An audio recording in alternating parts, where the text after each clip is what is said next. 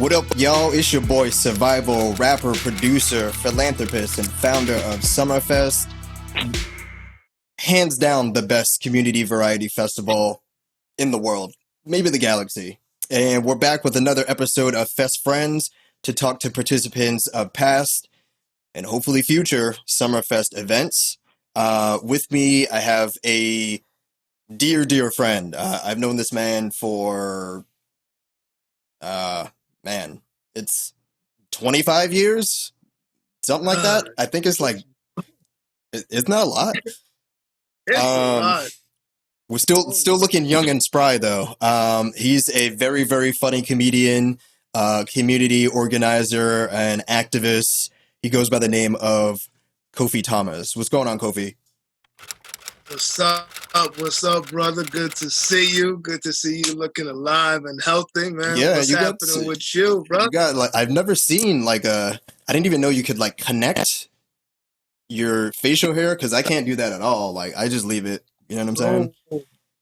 Oh yeah, no, there's a whole different thing going on over here. I've stopped. My whole body is in rebellion right now. So we have stopped shaving. We really in a very experimental kind of questioning all the shit that we've been taught or thought attitude over here. And so I'm also experimenting my hair, just letting it grow out. Yep. And so we're trying to see what happens if we just don't touch it for a while. So that's what's happening over here. Hey, it ain't long, but it's something. It's I think it's a good time to experiment, and we'll talk about that in a little bit. So the last time that everybody has seen you with respect to Summerfest was 2018. You had a dope set.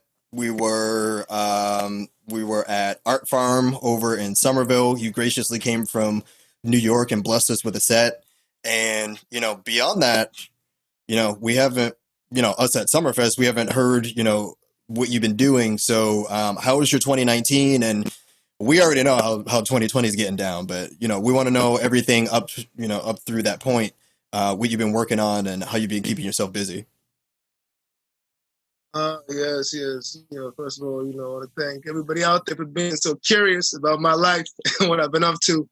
I've been super, I'd say super busy. I know that shit happens a lot, but I've actually been super duper busy. I've been hosting a comedy house party show called Auntie's House, which took off.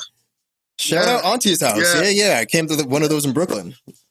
Yeah, so Auntie's House comedy show took off from a small idea me and my homie Chris Daniels had. We really wanted to throw our own type of show that had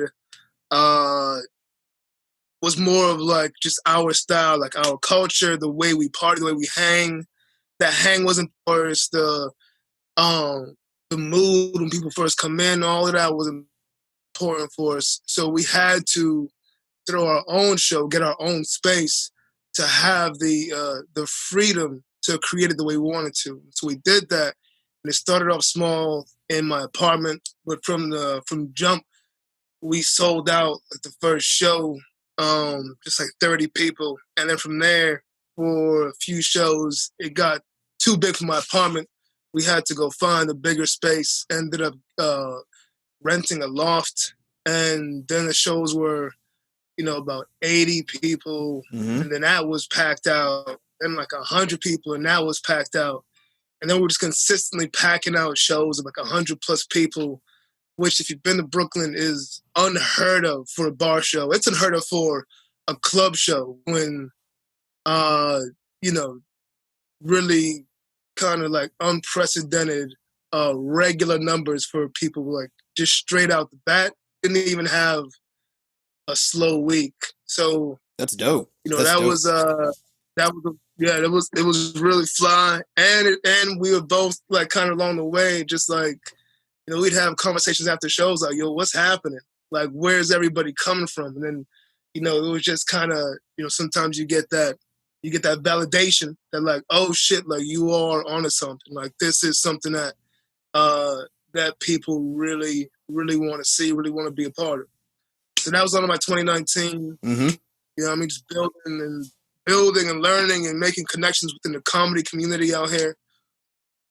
Yeah, that's dope. Yeah. So in Auntie's house, I was fortunate enough to, get a chance to go and, like you mentioned, amazing atmosphere. Can you describe, like, just from basically from start to finish, what it's like when when I come in there, what am I looking at? What am I expecting? And, who am I expecting to see? Like, I don't know if you want to do a little name drop, because I know like who I saw that day, and I was like very, very surprised that, she was in there. Yeah. So kind of start to finish, the vibe of the show was, we wanted it to be, it was like an ode to your cool ass auntie. Auntie that like you'd go over her house and like she'd have just like good snacks, always have games, family parties. She might be the one who would like slip you like a wine cooler, like, oh, don't tell me, like vibe. That's why we need Auntie Kamala Harris. That's why we need her. Yeah.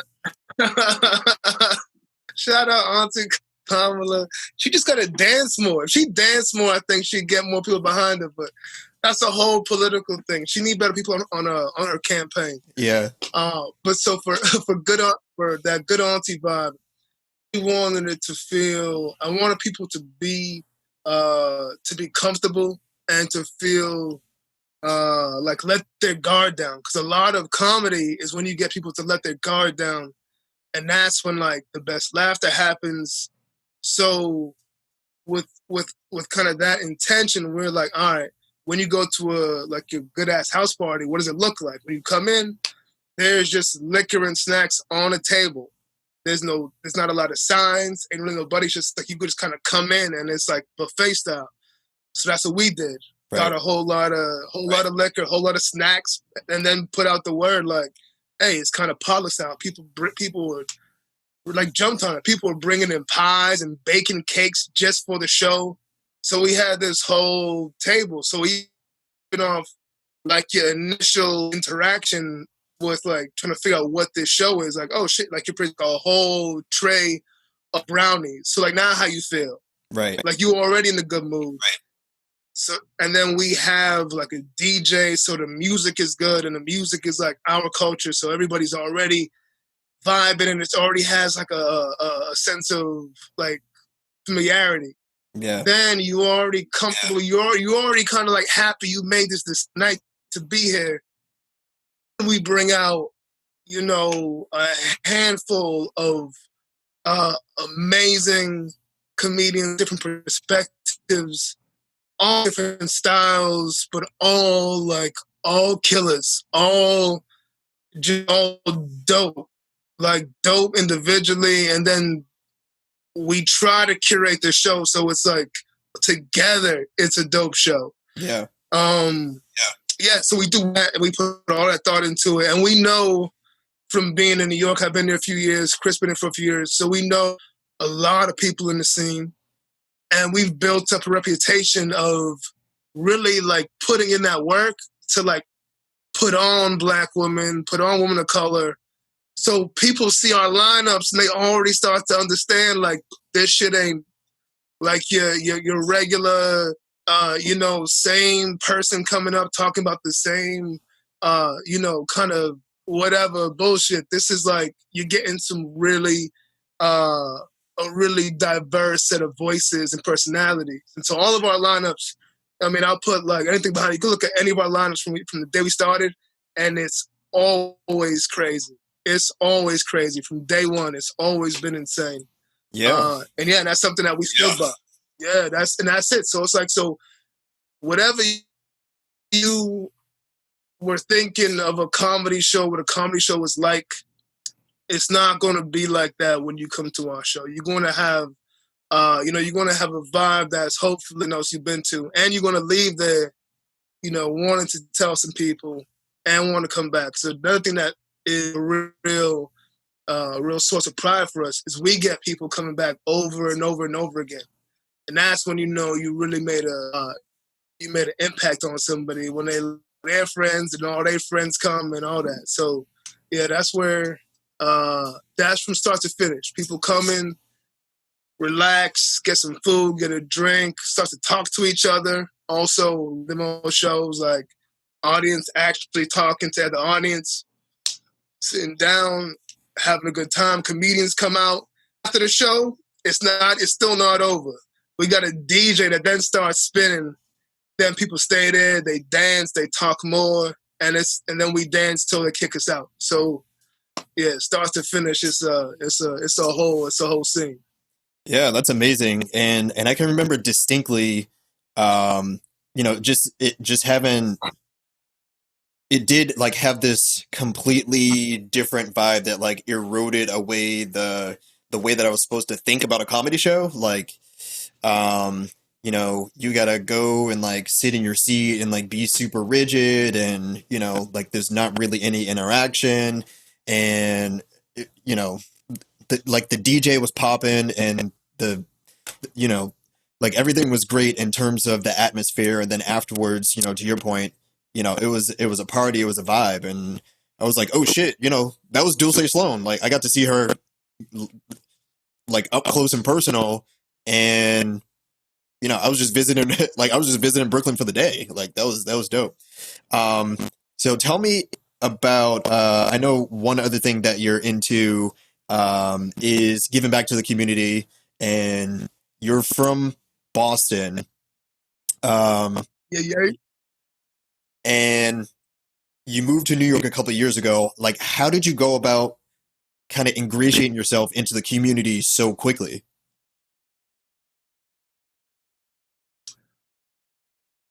Right. Good question. So I will say a lot of this was unplanned. It was really something that kind of snowballed, and oddly enough, it started comedy. So on the comedy show, I just had the idea for it. They were showing my apartment. We'd already booked a day. And then just from the responses, I was like, oh, we're going to need more chairs, because so many folks like RSVP'd. There's a garden across the street from where I live.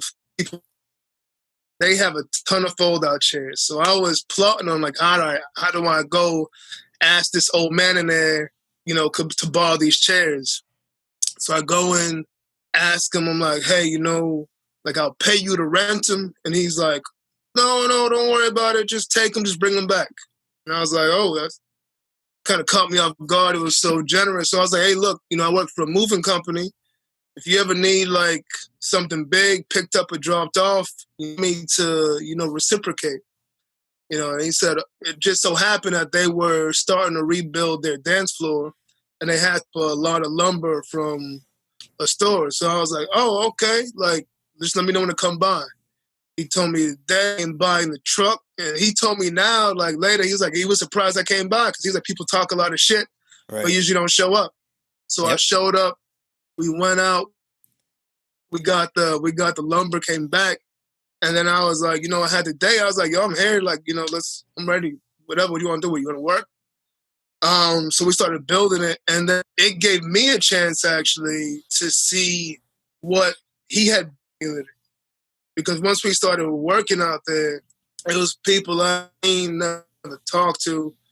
Just walking by would just stop, come in, and then just start helping to build this dance floor. Like, whatever, grabbing a shovel, hammer, screwdriver.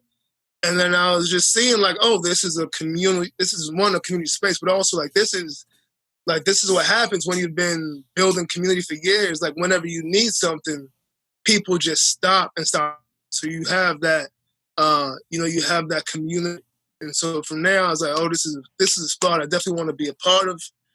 So I kept helping out there. And as I was helping there, chilling there, he told me about some things that he had wanted in the garden for a long time. One of them was to grow more food for the community, and one of them was to use some clean energy. Mm-hmm. So I was like, okay, bet. You know what I'm saying? I happen to be, a bit younger than he is. I mean, he's 70, 75 now. So I was like, oh, like, use my young privilege. I can hop on the computer. We find out where they got, some free wood at for this, to build out some raised beds. Hop online, find out there's a city agency that's supposed to give out free wood. I hit them up. They're like, oh, you got to come to a workshop. I'm like, whatever. I go to the workshop, fill out a form. Then they're like, oh, you can't, we'll send you some wood, but not all the wood that you want. I'm like, okay, like, it's free. I'm just here. Like, just send it over. Right. Then they tell me that they're not able to bring that wood over because they're too. And I'm like, I'm the kind of person where, like, I realize now, I don't even, like, I get categorized as, like, stubborn. But for me, I'm just like, I get excited about shit. And then I'm get, like, almost like my happiness is like, all right, we're going to figure it out. Like, I don't take no shit personal. Oh, you can't do it? That's okay. That's okay. Let me know. Do it. So when I kept getting those no's, I was like, okay, so you're backed up. Staffing. That's not a problem. Why don't you let me know how I can know where y'all keep that wood? I got a truck. I'll drive over there and get it. And then so they finally, like, gave up because they realized, like, I wasn't going to give up, and I was coming at them so nice they couldn't couldn't maneuver around it. So I was like, yo, I'm just going to come through. They told me where they keep the. I pulled up in a 20-footer, and then they were like, oh, since you take what you need, pull the donut in there, a whole lot of lumber in there, and then I came back to the hood with, like, a stack of lumber for raised beds. So I started different gardens, lumber, and then it was like, oh, so the different gardens were, like, looking at me like, okay, like, we want stuff too. So then I started becoming like a person who could get supplies for gardens, which is, valuable in this neighborhood, because one thing is trying to get supplies. So because I was able to do that, that just kept leading to more things. It's like when you're successful at one thing, then people want you to be a part of more. I got that raised bed lumber, then they asked me to do the clean energy. So then I was like, okay. I did a little bit of research. I invited in people who knew more than I did about energy. And then we had a fundraiser, raise money. And then we bought solar panels and a battery. And then we got clean energy in the garden for first time. So within, like, a year of being there, like, we built out raised beds and got clean energy. And because of those things kind of happening so fast, it made an impression on, like, the bigger garden neighborhood. And land trust, a community land trust, asked me to become on as a board member to help support 35 gardens throughout Brooklyn and Queens. So I came on as that, and then I started doing more work and seeing more gardens, started seeing more and more older people, especially older Black women who had built gardens back in, like, the 60s and 70s when it was That's illegal awesome. and a true act of rebellion, and getting words of wisdom from them, encouragement from them, and, like, inspiration. Took that energy that they had, because they was doing shit before they had any computer and internet. They were doing things like just, like, writing letters and just protesting. So their kind of energy and their spirit, and I was like, that I can do, a little bit on my end. So that, again, just led to more work with more gardens, rebuilding gardens, holding meetings, organizing workshops, working on just knowledge, just getting that knowledge from the older generation to the youth. And that became, like, my focus. Was like, we got all of the OGs out here who were, like, in the Black Panther Party and know about the power of community land ownership. And how do we get their voices heard by some of these young folk who are as excited as I am, but don't have that open line of them. So that became my focus, and that's still what I do, like, a lot of today. It's kind of focus on, like, if I create these spaces where different generations can sit down together and pass on that information, like so that it's not sad lost. Yeah, that's to answer your question, that's what I've been working on. That's where I'm at. Awesome. And as a community activist, I know that you're involved in some fundraising as well. How exactly did you get involved in that aspect of fundraising? And can you explain to everyone what it is that you're doing for fundraising and how they can get involved? Yes. So the fundraising aspect, that came about like it came about because I tried everything else. I've been working real hard on getting funding from normal channels, which is the city. If you're a nonprofit, it's a long process. You apply for what's called discretionary funding through comes from the city council, is allocated to a certain agency.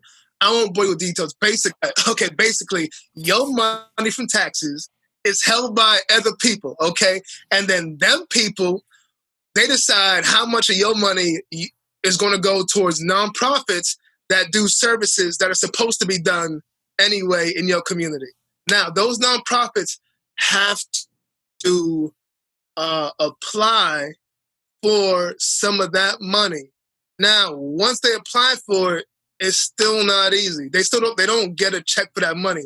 What they get is like they call it and like you've been awarded that. But what that really means is that they're saying if you spend that money, you being the nonprofit, which may or may not be struggling anyway because you're a nonprofit made up of volunteers, but if you all somehow spend that money on the things that you need, then they will reimburse you for what you spend.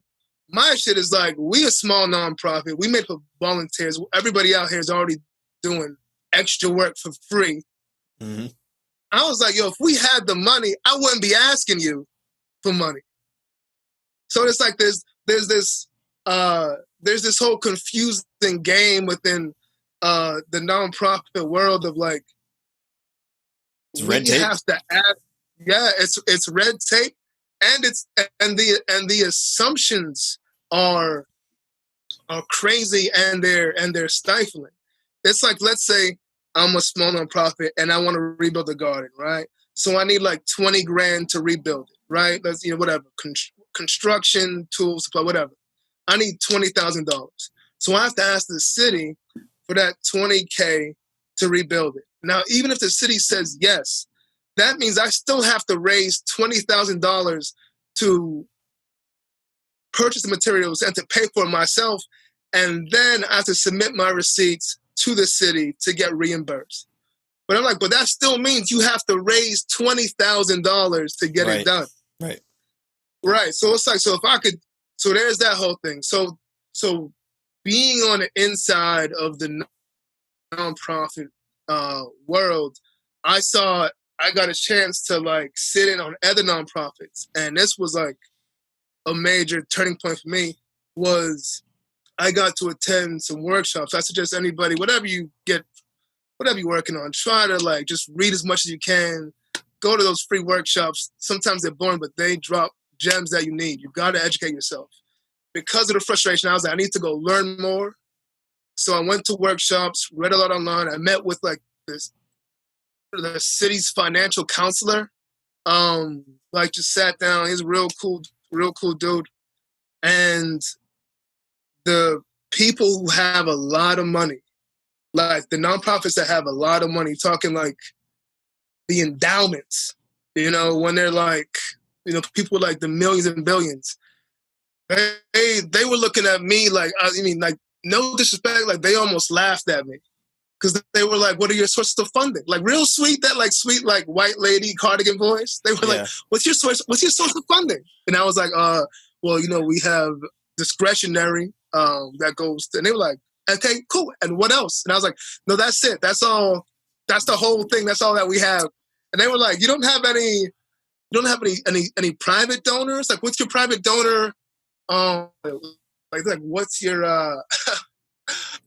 like what's your private donor club like? I was like, what is a private donor club? Like, there are all of these relationships that are built, that we don't know about, that people who have a certain privilege or wealth know about, where they talk to either private donors who make big gifts, and they have a whole different echelon how they deal with them, or just like small individual donors and how they communicate with them, let them know, make them a part of the project, and like they weren't even being mean, but they were so shocked we weren't that we didn't have any non-discretionary funding coming in. That they were just like, what do you like?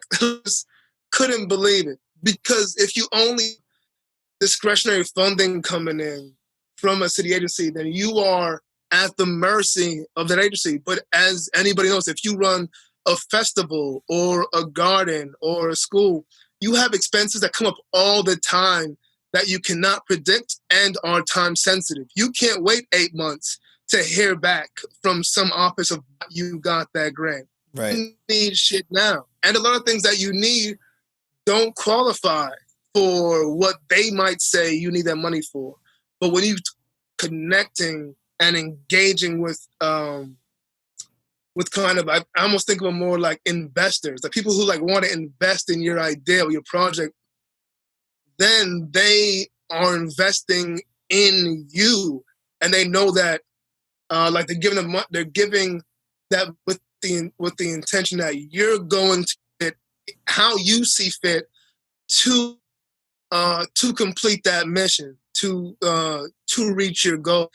And I'm like, that's what and that should, like, that opened my mind up, and opened my mind up to, like, we have to be careful of setting a different standard for ourselves, because we're like grassroots, or like on this ground level of like, we have somehow like live to some higher standard, and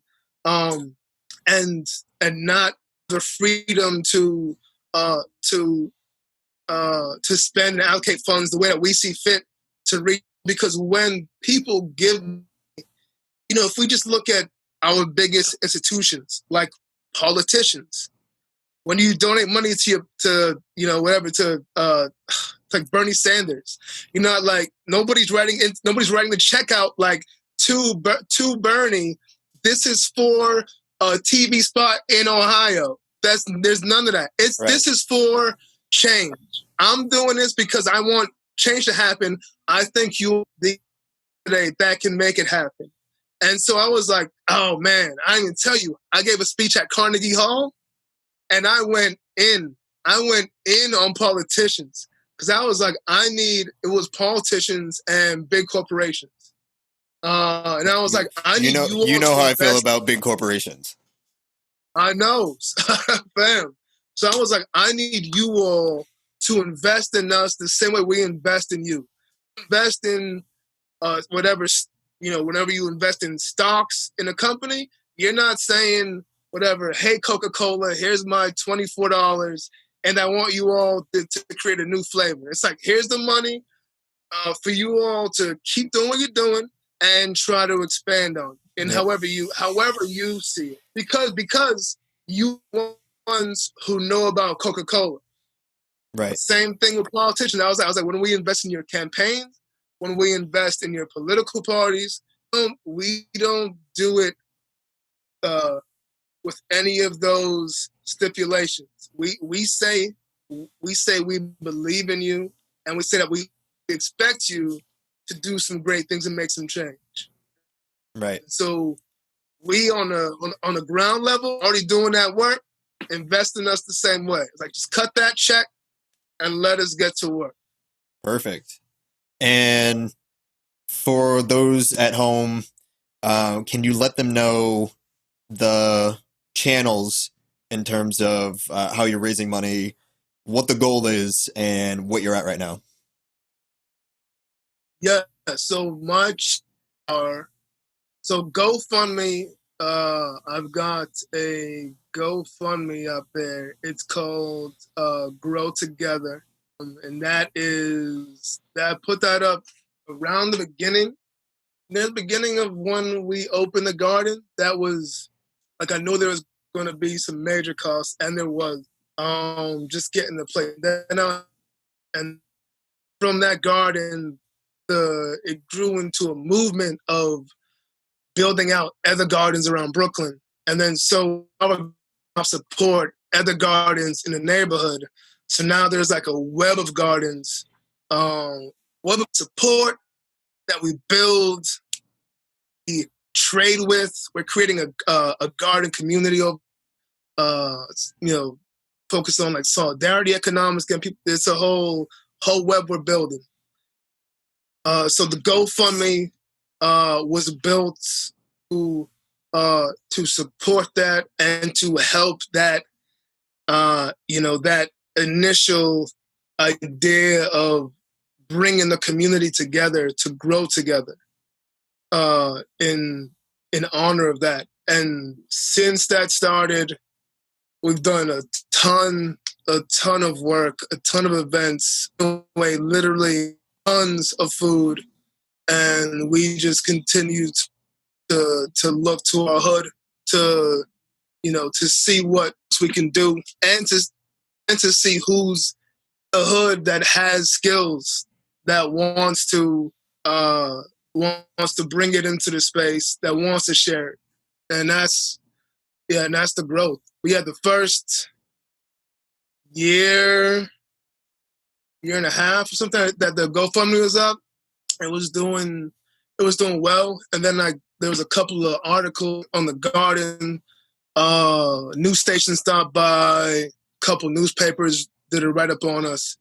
GoFundMe did a really good interview podcast on us.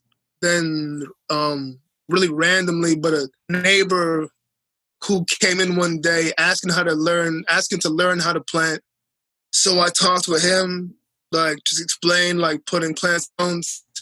He ended up planting some jalapenos, some strawberries, and we would just talk about it. I remember the day because it was so ridiculous as things sometimes. I was on a moving job, and I got a text from him. He works for a company that does, what do you call it? They share stories, personal stories about people who are doing good in the world. They're called A+. They're owned by Ashton Kutcher. Okay.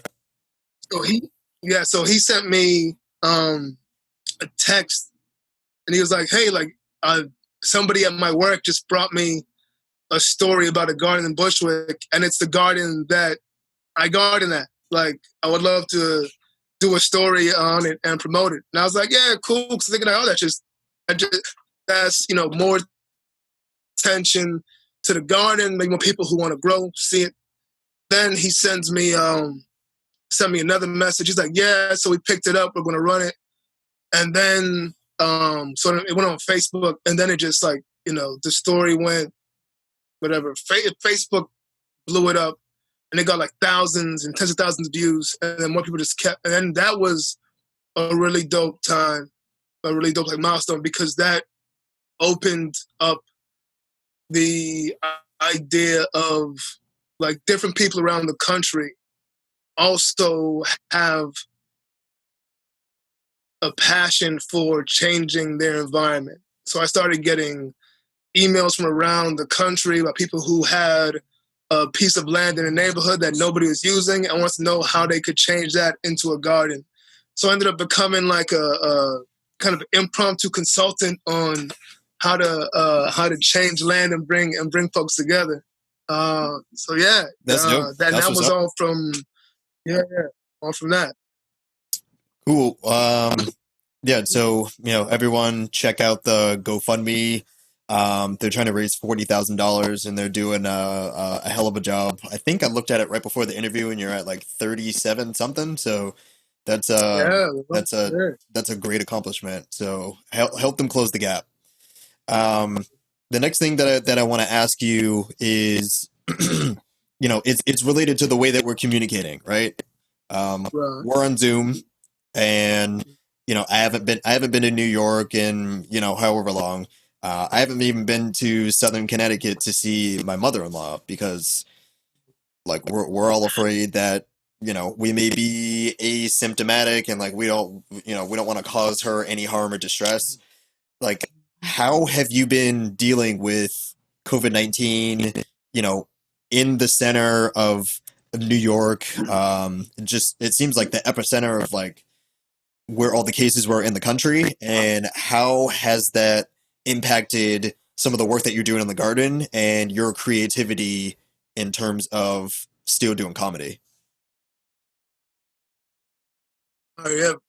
So I'll do um, the garden work first. So that has been, well, first personally, the COVID-19, like when it first like made everybody stay inside. And we're in New York, so New York is already a crazy place, man. People out here are already on edge all the time. The train is already a mess. There's already diseases everywhere. Like people are already conspiracy theorists. Like this was the best and worst place for a disease to hit. Like COVID's real happy about New York. I'm not at all. So for me, it was definitely hard for a while because my like lifestyle is very social.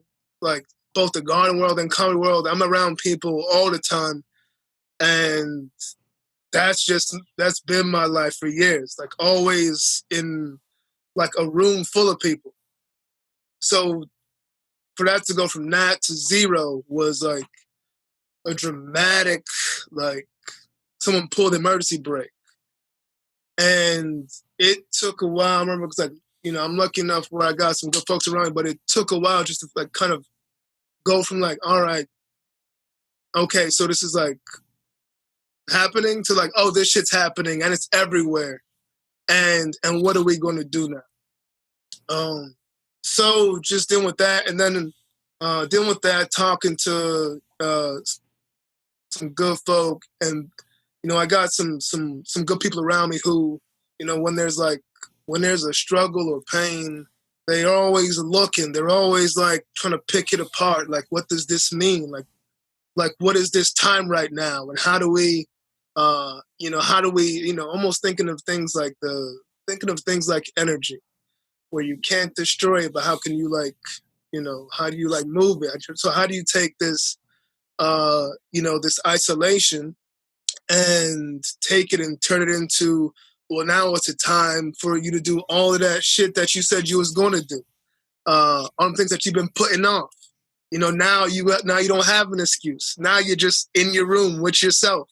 So like, what, you can't pretend like you got to go to work. You don't. So with that isolation, how do you look at that? How do you kind of change your mind state to like, oh, this is an opportunity. So I started to kind of get into that. Like, all right, what does this mean as opportunity? I'm in my room all the time. What am I going to start doing? I started listening to a whole lot of Frank Ocean. I got real emotional for a while. I talked to Frank will do that. Frank will do that. I mean, I was listening to Blonded Life over and over again. These bitches love Nikes. I mean, I was singing way off key every day. I talked to my homegirls. I dyed my hair. Like little shit where I started to be on some like, yo, ain't nobody out here going to tell me what to do because ain't nobody here. So like any shit I'd always thought about, like I've never let my hair grow out. I let that grow out. I started calling up black women. I was like, what do y'all put in your hair? I've never had hair before. Started getting products and curling creams and all that. And I was like, and what's fucking wild is that this sickness made me take care of my body more than I ever had. Because I was always running around to shows and shit. So I was always eating bodega food, just like a sub and something greasy, always running and chips, whatever. but I couldn't go out to get any food, so I had to start cooking for myself. I didn't know a whole lot of dishes, so I was cooking just straight chicken and potatoes and vegetables.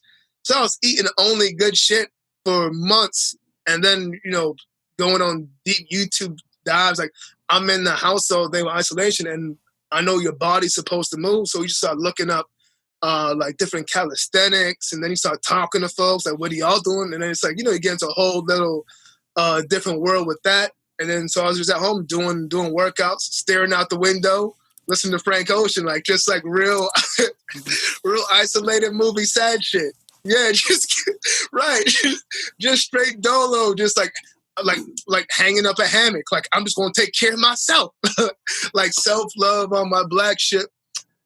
And like, yeah, the mind, the body, really getting those right. And then that put me into a good place though, where I was like, okay, like I can do some positive things.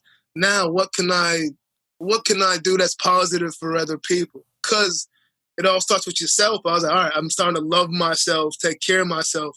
Now what can I do to take care of other folks? All right, well, I know that a lot of people got laid off. A lot of people in my hood were already below the poverty line, already living check to check, already, you know, fucking stressed out about how they're gonna pay for food.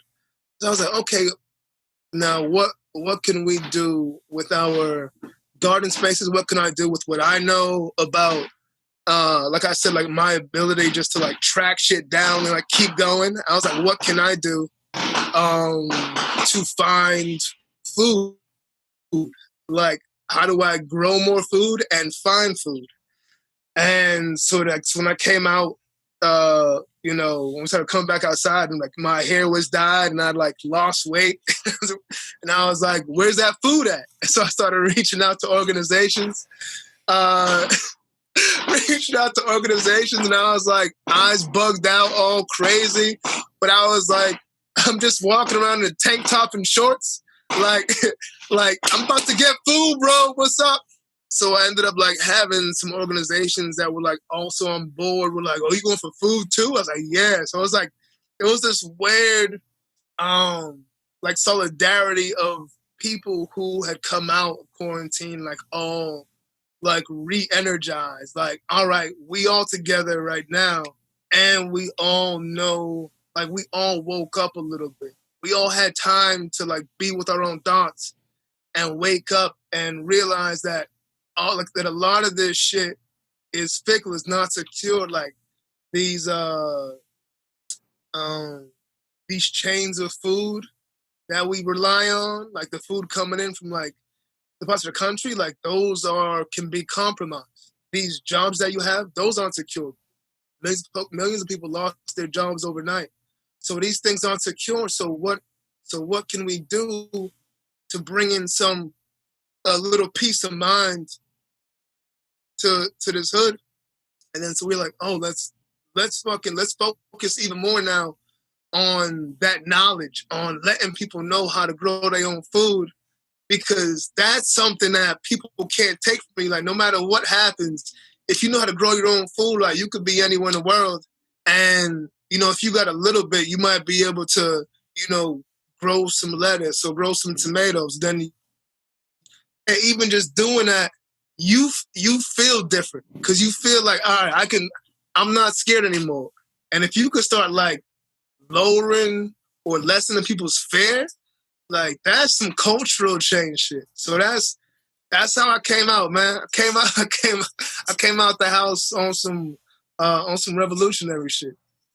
And I think that's a good segue into what the topic that I'm going to broach next. And it sounds like, you know, a lot of people, especially nowadays, are being rejuvenated, refocused, and, you know, sort of doubling down, you know, their energy and their perspective has shifted just a bit.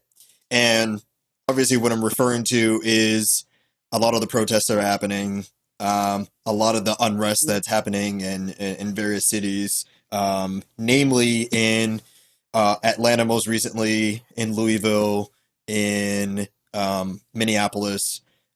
Tell me how your neighborhood of in Brooklyn has been kind of galvanizing and, you know, putting that best foot forward in order to enact some change?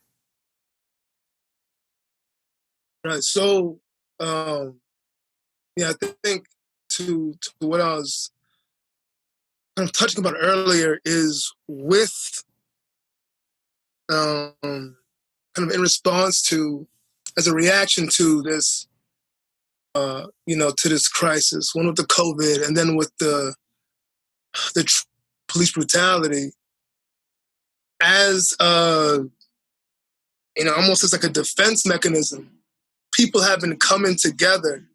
They say like shared pain, like bonds you. But so some people are going through the same pain at the same time, that is building these really strong bonds. And you've got people who have been on the ground, activists for a long time, who have all the tools of organizing, who are like, we're leaders and we know what to do, and we know how to march, and we know how to form coalitions to deal with shit on the ground floor. And that's what's been like really amazing to see, is that you've got these people who have been doing community work for years, and now they're getting recognized, and people are like, now they're getting like more people just to like wake up and be like, all right, we're here now. Like, I know you've been doing it, but we're here. How can we support? And so those people have been doing, things from organizing protests, banners, acts of love, vigils, marching across the bridges, just really, really organized protests. And then on the community level, there's some really great groups, like all throughout Brooklyn, that have been organizing these food coalitions that are like have like curated these distribution chains to get food from like one like outside the state even to like inside, like, and they're like, they have this network. It's like all of this food comes in bulk, and then they have a team on the ground that like jumps on it, breaks it all down, packs it into individual like meals for families, bags it all up, and then have another group come in the day after that are just a group of just like drivers and delivery people on bikes come in with like, and you get, so I've done like the delivery drive, and you just get a list of families with the contact number, and you take all the food for those families, you throw it in like a car, and then you just drive around, and you get to the address, you call up, you say like, hey, Mr. Rivera, I'm outside with your food. Come say that, and you just straight handing food off. But it's awesome. Like, yo, like there was so much dope work that was done to get this food to Mr. Rivera. Like, there's a whole team that contacted a bulk producer. Then there's also a team that's online, organizing the drivers and organizing the people who need the food, and then connecting those then with the numbers and the follow-ups. And it's like there's just all of these people like doing their part, like almost like, building like a small army. You got like the soldiers moving here, and like the lieutenants over here, and then everybody's doing something to get food to a family, which is like, like the end is so perfect. And that's what like I've seen in Brooklyn as as solidarity, as community building. So that's on the food level, which I love. Then there's folks doing really important long-term work of, all right, now how do we change this that put us in the situation? You know what I mean? How do we, so it's like, I was talking to a brother today, I'm like, because there's reactionary and there's prevention. Like right now, we're responding, we're reacting. People are hungry, we got to do something. That's immediate. So we doing shit right now. We in the streets right now trying to get food to people who need it, because that shit should be illegal. That's a human right. And then prevention is, all right, now on top of that, how do we do work so that we change the system so that people as food in, so that them losing their job doesn't all of a sudden mean that their family goes hungry the next week. Right. You know, how do we change the system so that we don't have to keep marching every fucking month the black person gets shot, you know? Yeah, absolutely. Absolutely. That's shout out to Mr. that's Rivera. what we work. Yeah, shout out Mr. Rivera. Man, I'll tell you what, if you ain't learning some Spanish, you better start, because my Duolingo was weak. All right, how is it now? Is it like así now, or es más mejor? Okay. Muy mejor. Porque mucha gente dígame, yo no tengo muchas palabras, pero yo tengo un poquito, y con un poquito yo puedo entender mucho. Check my guy out. Just using his time right. How are you using your time? Audience. Anyway, shout out to you. Shout out to Mr. Rivera. Shout out to everyone who is moving and shaking out there, and you know, the everyone in, you know, their little chain of commands and the coalitions. That sounds amazing. You know, I commend, you know, everything that you're doing. So before we wrap up this interview, I want to play a little game with you. I play a little game with everyone that I've interviewed, and this one in particular has been pretty popular. And by popular, I mean it's the one that I like, because this is my show and I do whatever I want. Because, you know, none of these have aired yet, but once they will, this will have been the third time that this game is played. So this game is called Eliminate One, and the premise is very, very simple. So I'm going to read off a bunch of things to you, and you just have to eliminate one of them and tell me why. Now, hopefully it's pretty difficult to eliminate one, or else it's, you know, it's no fun in the game. So you ready to play Eliminate One? Eliminate one and tell you why. I got you. Yeah. Very simple. All right, ready? This is the first one. Levert, Sweat, or Gill? Ooh, boy. That's a hard start. Ooh. That's how I like to come out. I'm going to make somebody upset. Damn, Gil. I'm sorry, Gil. I'm sorry. But look, I was only, and not because of anything you did, I'm too close to the, and I love that Keith Sweat is still walking these streets, starting trouble. Like, that man's still out here in a hot ass velour suit, still shaking his hips and somehow still brushing his hair. Like, he is not sitting down for nobody. He shows up on people's IG Live, and I'm like, what are you doing outside the house? He's ready for that action. He is, man. He's ready to fight somebody. He almost fought that young boy, and he's ready to take your auntie out. Yeah. All right. Sorry, Gil. All right. Shout out Keith Sweat. He's been whining for like 30 years, and it's been great. I love it. All right, here's the next one. This one's also difficult. I tried to make all of them very difficult for you. Eliminate one. Martin, Living Single, The Jamie Foxx Show, or The Steve Harvey Show? Okay, that one's not hard. Okay. Unfortunately. Only not hard. If it was the first three, ooh. Because the first three are fucking, the Steve Harvey Show can go. That's only, and I'll say that's not due to it didn't have that many seasons. Okay. Also, like the Jamie Foxx Show was ridiculous. Had so much music on there. So I was like, this is a moment for the culture musically.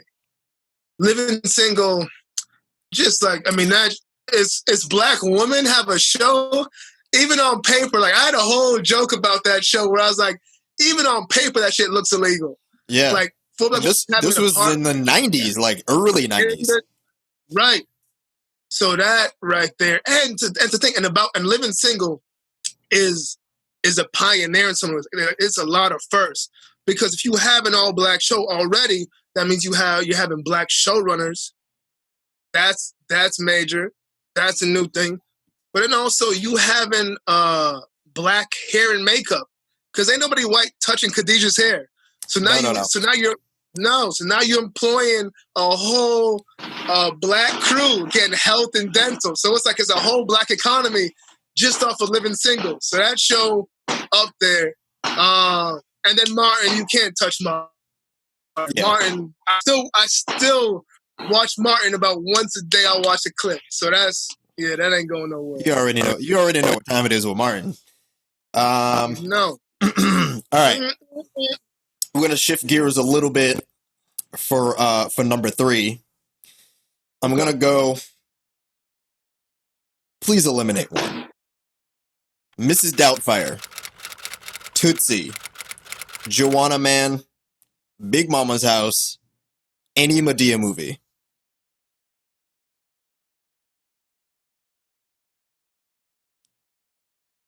You already know what I'm doing.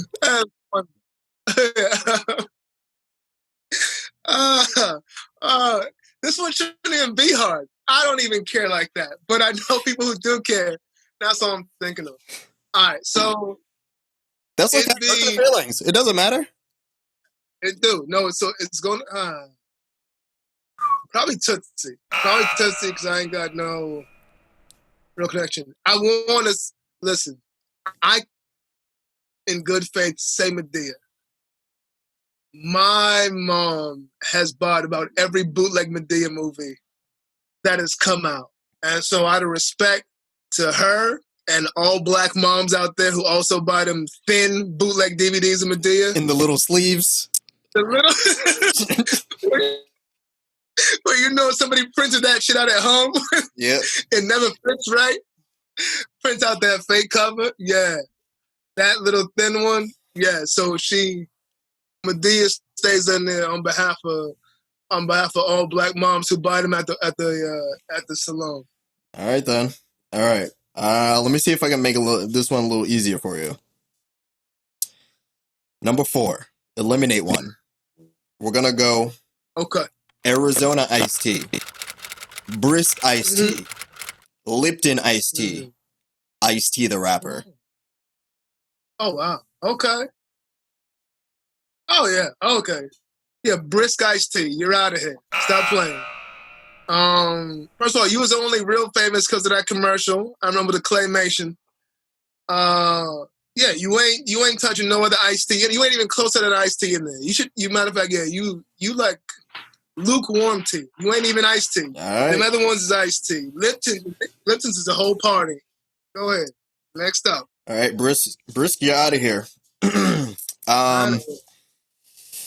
This one I'm hoping hits near and dear to you, just because I know your background. I know what type of food that you generally like. So I'm gonna ask you number 5 to eliminate one. Oh. Don't hurt nobody with this one. We're gonna go jerk chicken, beef patty with cocoa bread, oxtail, fried plantains. Eliminate one. Oh Jesus! Those aren't even all. That's just a meal. That's one plate of food. Yeah. You just gave me a plate of food, so now I'm hungry. That's some evil shit, dog. How you gonna get the whole plate of food and I'd be like, hey, you can't have one of these on the plate? That's cool. That's mad. That's like mental warfare, bro. That's psychological disruption. How am I not going to eat one of the things on there? Oh, that's tough.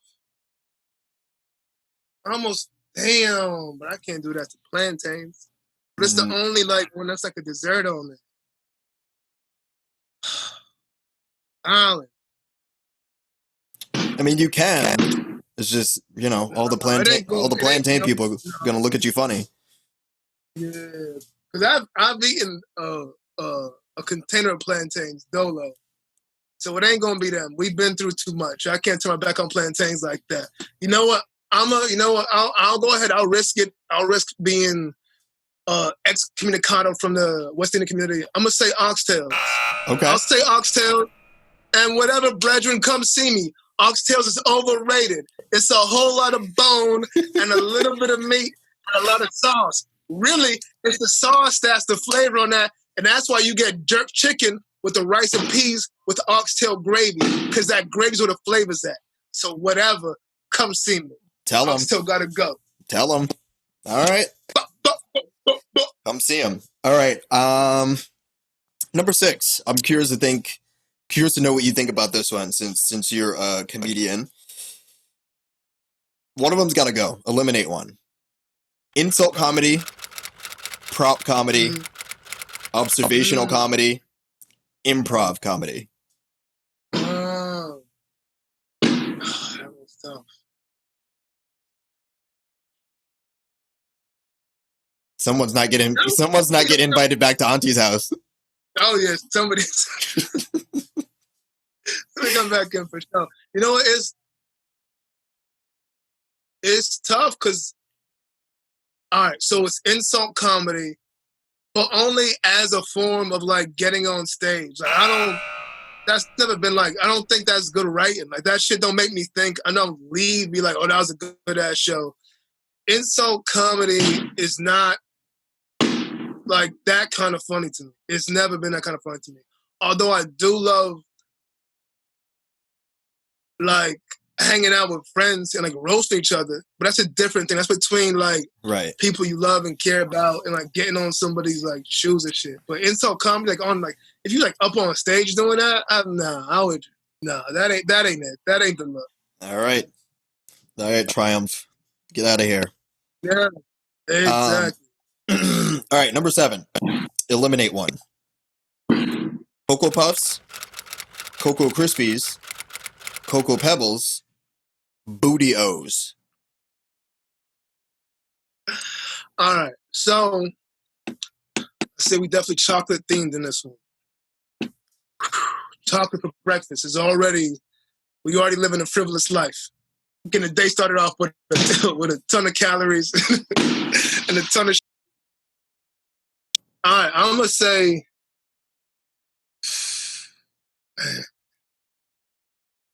damn, I think it's between Puffs and Pebbles. It ain't gonna be the Booty-O's. Booty-O's are staying. No, they too. Yeah, they're a part of society. They can't go. We need Booty-O's. And I'm feel like just I'm not gonna get rid of booty on any list. I'm gonna say Cocoa Pebbles. All right. I'm gonna say Cocoa Pebbles. I don't even. They gotta go. And I feel like they out of here. I feel like Cocoa Pebbles and Cocoa Krispies are like very, very duplicative in the market. It's like literally, it's like the same thing. Anyway, you're out of here. I was looking at your timeline, and this one kind of inspired me. At the Kofi, if you're curious, go on his timeline. Number 8, eliminate one. Texas Hold'em, Texas Toast, Walker Texas Ranger, or the state of Texas. Wow, man. Damn, what was the first 2? Texas Hold'em, Texas Toast.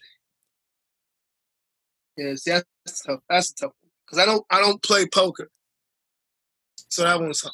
But I do love Texas Toast. Fuck, I love, man. Thick toast all day. Thick anything all day. Shout out to the aunties out there. Yep. Walker Texas Ranger, I actually used to watch a lot as a kid. So that's on there. That's cheesy as hell, but that's on there. Man, the state of Texas. Chuck! Oh, my God. Mr. Norris. The state of Texas, y'all got to go. You got to rename it. And something a whole lot got to change. But as an institution, y'all got to get the fuck out of here. I mean, that whole Juneteenth shit. Listen, be lucky I can't slap a state, because I would slap the fuck out of Texas. People keep saying that shit like it's like that. Nobody's saying that shit with the appropriate amount of anger. Juneteenth, slaves were freed, right? 2 years later, nigga, sorry. Let me be correct.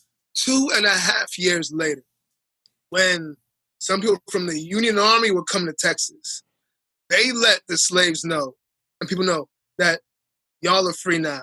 Which fucking means that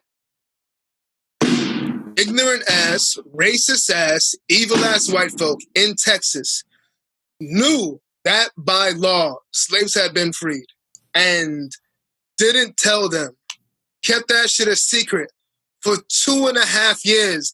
And on top of all of that ignorant, malicious bullshit, who knows how much longer they would have kept it a secret. Right. If someone from the Union Army hadn't came and tell them, come on, babe, you keeping people enslaved after the whole country went to war.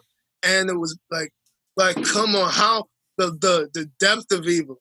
And that's the home of the KKK. And they still doing fucked up shit. And they act like the word cowboy ain't from a black person who used to take care of cattle. All of that shit. All of Texas. Jerry Jones, you too. Everybody in that state, get out of here. Get out of here. Get the fuck out. Get out of here, Dak. Forget about it. All of them. All of them. Anybody in Texas still talking that dumb shit, get out of here. Senator Cruz. Oh, of course. Out of here. Of course he from there. Get out of here. All right. That cool, boy. I want my haircut. Shut the boy. You don't take it. If you don't take your baby seal face ass inside the house, shut up. Hate that boy. He looked like a rejected Muppet. Oh, corny, soft face head ass. I love it. I love it. Yeah. All right, number 9. All right, number 9. Eliminate one. All right. You know a lot about gardens, so Boston Garden. Okay. The Constant Gardener. Gardner Webb University. Gardner Minshew III. Or Olive Garden. Oh, I knew the Olive was going to be in there. Oh, the Olive Garden. Breadsticks. Oh, okay. That's unlimited, boy. Now, the Olive Garden, there's been too many events in there for that to go. People breaking up in there. Families get back together in there. That's a place of a lot of emotions. So Olive Garden gotta stay. Oh man. What was I remember the Constant Garden being super long. And I feel like that's almost enough for me just to be like, y'all gotta go. Just to be like, you could have made that movie in less time. You took up a lot of my life with that movie. So Constant Gardener, you out of here. Yeah, we got low attention spans in 2020. Come on. Yeah. Come on, baby. Get to it. You in love or what? Come on. All right. Last one, number 10. Okay. And don't hurt anyone with this one. Number 10. Yeah. I don't even need my book for this one. Keenan Ivory, Damon, Kim, Sean, or Marlon. Well, one's got to go? One's got to go. Damn, that's fucked up. I forgot the rules just thinking about them. I was like, okay, who do I think is the best? That's what my head was. I was like, who's my favorite Wayne? Who is your favorite Waynes? Oh, man. It's Keenan. It's Keenan. He's my favorite because he was creating shit without a blueprint. Yeah, he's the OG. He's the OG, and he was, it's one thing to be funny. It's another thing to be funny and have the skill and ambition to create a show, a black show, and do that work, and to be that convincing to people who have never seen some shit like that before. Yeah. To make them give you a shot on their channel. So he's up there for me as a producer and comedian. He's a legend. I look way up to Keenan. Oh man, one gotta go. Damn, I feel fucked up. And this ain't even her fault. This is not her fault. No. Because Kim Wayne is one of the funniest on In Living Color. By far. Her shit talking out the window as a nosy neighbor is, I still laugh at it, and I don't even got to see this. It's just that, and I'll say it like this, it's probably the system, because with her being that funny, but she's a black woman, so she doesn't get the same opportunities to be at the head of a show, or for someone to say, hey, I got a show I'm working on, do you want to be the lead for it? So at no fault of hers, but I'm sure she didn't get anywhere near the opportunities that his got. And I'm not even sure if she was like looking for like that, but I know that just from, because even from today, because black women today aren't getting the same opportunities. So I'm sure back then people weren't, throwing script like that. So yeah. Sorry, Kim. And that's the end of our game. On a sad note for Kim. I like Kim. I like Kim. I love Kim. My order, I think, would be completely different than yours. I actually had a discussion about that the other day. And anyway, I won't bore you with that because I don't want to offend any of the Wayneses because they roll deep and they might try to put hands and feet on me. So yeah, there's little ones now that'll come at you. Yeah. But Kofi, I appreciate you coming on Fest Friends, hanging out with me. It was amazing to get to see you and talk to you. Just so everyone has that frame of reference, they need to reach out for you for for some consultation on a gardening, project, or they want to see when the next Auntie's house is, or they want to contribute to GoFundMe. Where can they find all of that stuff? Sure. I am on the Instagram at comic Komi and at BK Green Gardener, BKGreenGardner.